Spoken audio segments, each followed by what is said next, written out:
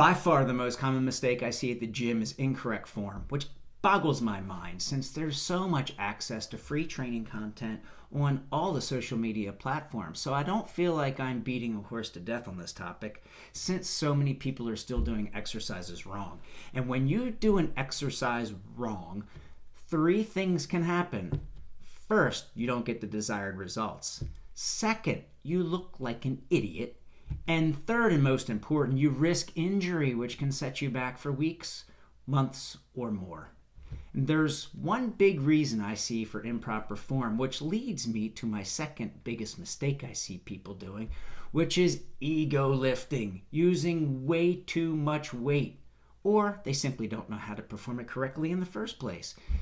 Until I start producing my own instructional videos, I will recommend one of my personal favorites, Jeff Cavaliere with Athean-X. He's a physical therapist and a world-famous trainer who is hyper-focused on demonstrating proper form to get the most out of each exercise while also mitigating the risk of injury.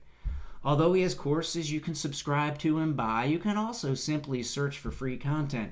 For instance, if you want to learn more about how to work your biceps properly, which is something I see people doing wrong all the time, just go to YouTube and search Bicep Exercises Athean-X and watch a few of his videos and then repeat for whatever exercise type you want to learn about. He's my go-to for the proper way to do anything, and he's actually the person that got me to where I am now later in life when I wanted to start doing things properly and not hurt myself. So if you're an older guy like me, you're more prone to injury. And there's no better way to get injured than to use improper form with too much weight. So what should we do instead?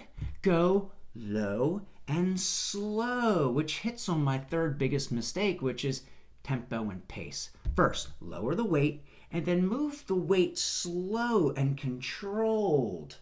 This will increase the time under tension, which is what your muscles need to break down and stimulate growth. Many people think in terms of how many reps, how many sets, how much weight. A better way to approach it is considering time under tension, and various studies recommend about 30 to 45 seconds of time under tension per set for a total of 3 to 4 sets per exercise.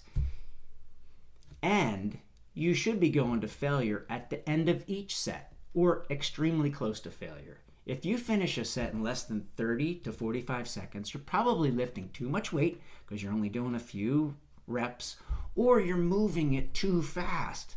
Again, low and slow. Trust me, your muscles will be on fire. For instance, if it's a bicep curl, pulling it up, the concentric part, should only take about 1 second, but bringing it down, the eccentric part, should be about 2 to 3 seconds.